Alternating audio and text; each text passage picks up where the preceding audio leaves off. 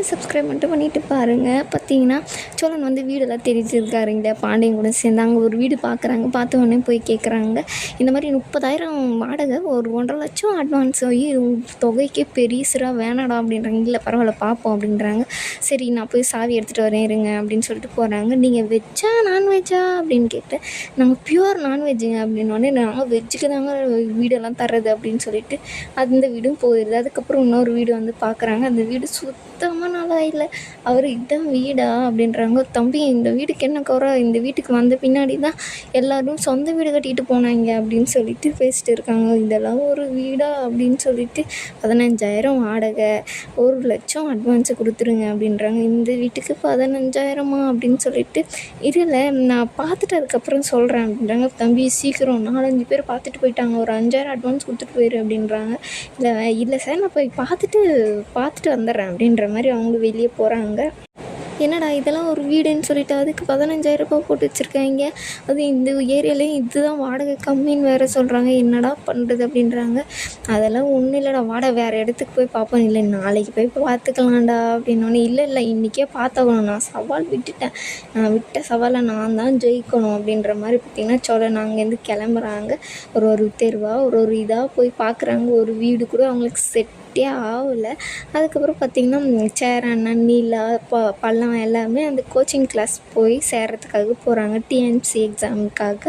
அப்போ போய் பார்த்திங்கன்னா நல்லா இருக்குது, இங்கே தான் என் ஃப்ரெண்டு படிக்கிறான் அப்படின்ட்டு அவன் சேர்ந்துட்டான், அவன் கொஞ்சம் முன்னாடியே சேர்ந்துட்டான் அப்படின்றான். அப்போ கிளாஸ் எல்லாம் எடுக்க ஸ்டார்ட் பண்ணிட்டாங்களாடா. இல்லை இனிமே தான் நீ ஸ்டார்ட் பண்ணுவாங்க அப்படின்னு சொல்லிவிட்டு அவங்களும் சரிவா எங்கே ஆஃபீஸ் ரூம் அப்படின்னா அங்கே தான் இருக்குது வாங்க போகலாம் அப்படின்னு சொல்லிவிட்டு அவங்களும் ஆஃபீஸ் ரூமுக்கெல்லாம் போய் இந்த மாதிரி என் தம்பி என் பேர் சேரன், இவன் பேர் பல்லவன், இவனே தான் இங்கே சேர்த்ததுக்காக வந்திருக்கோம் அப்படின்றாங்க. சரி உக்காருங்க சார் அப்படின்னு சொல்லிட்டு என்ன படிக்கணும் ஏது அப்படின்னு சொல்லிட்டு எல்லாம் இவனுக்கு தான் தெரியும், அவனவே கேளுங்க அப்படின்ற மாதிரி கேட்டு அவரும் எல்லாமே சொல்கிறாரு.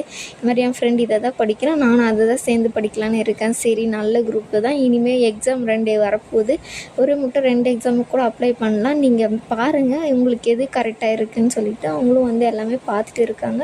ஃபீஸு சொல்கிறாங்க. சரி இது ஓகே அப்படின்னு சொல்லிட்டு எல்லாமே ஃபீஸ் எல்லாம் கட்டிட்டு அவங்களும் அட்மிஷன் போட்டு சந்தோஷம் நல்லா படிக்கணும் அப்படின்னு சொல்லிட்டு வெளியே வந்தோடனே நல்லா படிச்சிருப்பல்லவா அப்படின்றாங்க. கண்டிப்பாக நான் படித்து உனக்கு நல்ல நான் பேர் எடுத்து கொடுப்பேன் அப்படின்னு சொல்லி பாருங்க, நான் பெரிய மனுஷன் மாதிரியெல்லாம் பேசுகிறான் அப்படின்னு சொல்லிட்டு அவங்களுன்றாங்க. பின்னே நான் எல்லாருமே நான் நல்லா பார்த்துக்குவேன், கவர்மெண்ட் வேலைக்கு போவேன் அப்படின்ற மாதிரி எல்லாம் சந்தோஷமாக பேசிட்டு வெளியே வராங்க. அந்த பக்கம் பார்த்திங்கன்னா ஒரு அப்பார்ட்மெண்ட் வீடு மாதிரி இருக்குது. அங்கே பாடுற பால்கனியெல்லாம் இருக்குது. நானும் நீலாவும் காலையில் காஃபி போட்டு எடுத்துகிட்டு வந்து நின்று ஒரே ஜாலியாக இருக்கும்டா அப்படின்னு சொல்லிட்டு அவங்களும் அந்த வீடை வந்து பார்க்கலான்னு வீடு சூப்பராக இருக்குது. அவர் வந்து இப்போ இத்தனை வீடு போய் பார்த்துட்டு வந்தார் இல்லையா, அங்கே இந்த மாதிரி நான் டிரைவரு, என் ஒய்ஃப் ஒரு பிஸ்னஸ் பண்ணுறாங்க, இதுதான் என் அண்ணன் தம்பியெல்லாம் அப்பப்போ தான் வந்து போவாங்க அப்படின்ற. என்ன தம்பி கேட்காதே இவ்வளோ சொல்கிறீங்களே, காலையிலேருந்து வீடே பார்த்துட்டு வந்துட்டு இருக்கோம் சார், ஒரு தெருவாக ஏறி இறங்கி இந்த வீட்டுக்கு வந்திருக்கோம் அப்படின்றாங்க. சரி வாங்க சாவி எடுத்துகிட்டு வரேன் நம்ம போய் பார்ப்போம் அப்படின்றாங்க. ரொம்ப அதிகம்டா இது, வேணாடா அப்படின்ற மாதிரி பாண்டியன் வந்து சொல்கிறாரு. ஆனால் இல்லைடா இந்த வீடு தான் ஓகே அப்படின்ற மாதிரி அவங்களும் போய் பார்க்குறாங்க. வீடு ரொம்பவே நல்லா இருக்கும். அவங்களாம் பார்த்துட்டு எவ்வளோ சார் அட்வான்ஸு அப்படின்ற மாதிரி எல்லாம் கேட்குறாங்க. இந்த மாதிரி 20,000 ரெண்ட்டு, அட்வான்ஸ் வந்து 2,00,000 அப்படின்றாங்க. இது ரொம்ப அதிகம்டா, உன்னால் முடியாது அப்படின்னு சொல்லிட்டு பாண்டியன் சொல்கிறேன். அதெல்லாம் நான் பார்த்துப்பேன்டா, எனக்கு இதெல்லாம் ஓகே சார், அட்வான்ஸ் மட்டும் நான் நைட்டுக்குள்ளே கொடுத்துட்றேன், இப்போ டோக்கன் அட்வான்ஸு ஒரு வாரத்துக்குள்ளே நீங்கள் கொடுத்துடணும் தம்பி அப்படின்ற மாதிரி அவங்க சொல்கிறாங்க. சரிங்க சார் நான் கொடுத்துட்றேன், கண்டிப்பாக கொடுத்துட்றேன், இப்போ யாருக்கும் விட்டுறாதீங்க இந்த வீடுன்றாங்க. சரிப்பா நல்ல வீடு தான் இது அப்படின்னு சொல்லிட்டு அவரும் போய் பார்த்திங்கன்னா நிலா டக்குன்னு ஃபோன் பண்ணுவாங்க. நிலா ஃபோன் பண்ணவொடனே அவர் வெளியே வந்துடுவார். வெளியே வந்து சொல்லு நிலா என்ன ஆச்சு அப்படின்னு. ஒன்றும் இல்லை சும்மா தான் ஃபோன் பண்ணேன், எப்படி இருக்கீங்க, நான் நல்லா தான் இருக்கேன், இல்லை நான் வேலை செய்கிறீங்களா, சரி நீங்கள் செய்யுங்க அப்புறமா நான் பேசுகிறேன் அப்படின்னு சொல்லிட்டு அவங்களும் வச்சுருவாங்க. இந்த வீடு பார்க்குற விஷயம் அவங்களுக்கு தெரியாது.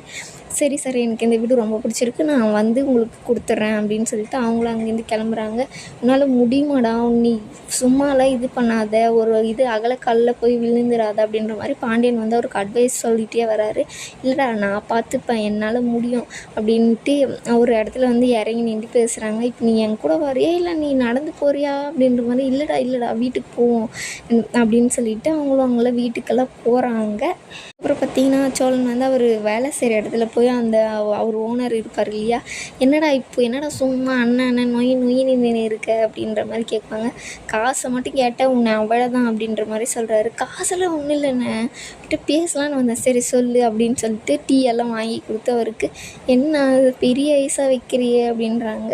இல்லைண்ணே குடிண்ணே அப்படின்னு சொல்லிட்டு குடிச்சிட்டே இருக்கும்போது, இப்போ என்ன உனக்கு என்ன அப்படின்னு கேட்கும்போது, எனக்கு ஒரு 2 லட்சம் தேவைப்படுது அப்படின்னு. 2 லட்சமா உன்னை அவ்வளோதான் அப்படின்ற மாதிரி சொல்கிறாங்க.